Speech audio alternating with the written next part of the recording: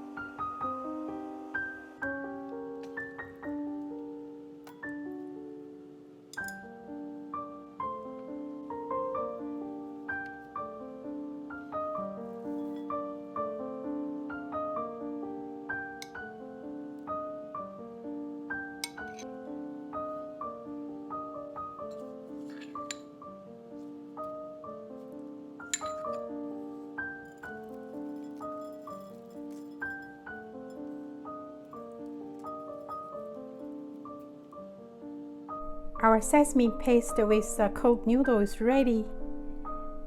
Looks so delicious, especially in summertime.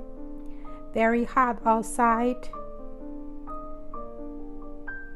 You can have some cold noodle, will be very happy.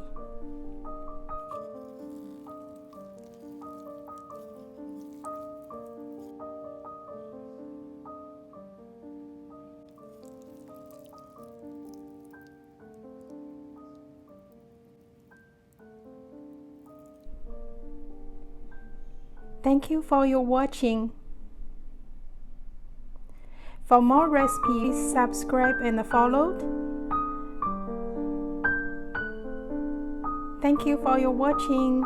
We will see you for next time.